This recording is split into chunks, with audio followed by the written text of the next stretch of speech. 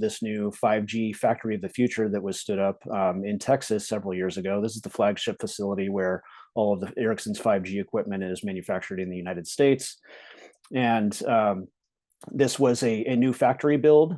So our team was really embedded with the overall architectural and construction team standing up the new factory from scratch.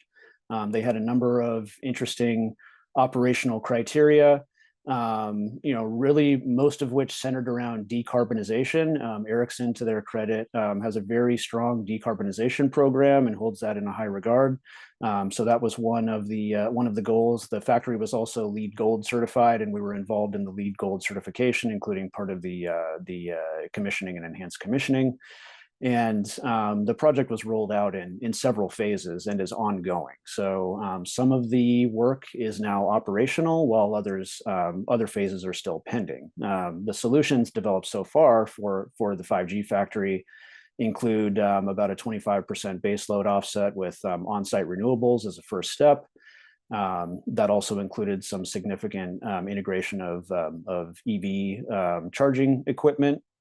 And I'm highlighting in bold a couple of these next bullets here because these are really where the Zendy tool and workflow was emphasized in our work. And so we conducted a very in-depth value of resilience assessment for Ericsson, and also an investment grade analysis for their own capital planning to be able to prioritize and roll out this work.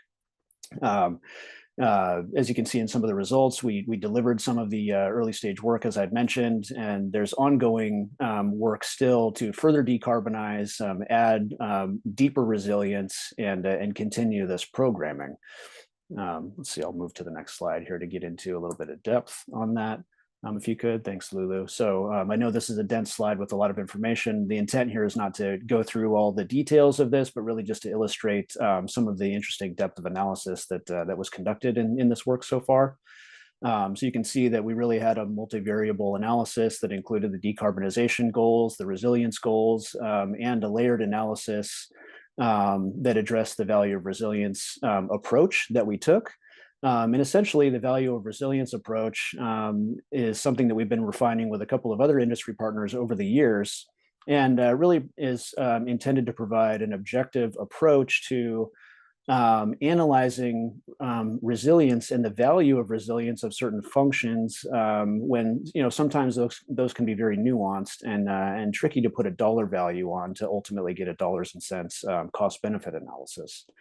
And so in this case, we did a very deep dive with the customer to prioritize all of their loads, bucketize those loads into tiers 1, 2, and 3 levels of criticality, and ran numerous scenarios utilizing Zendy to be able to drill down and ultimately convey the benefit, cost, and other nuances of various resilience options on the table. Because in some cases, some electrical reconfiguration or redesign of some of the original factory electrical work was going to be necessary. There were also some complexities here where there were 2 separate utility feeds to the facility, and optimizing around those parallel switch gears and how to ultimately meet all the functionality.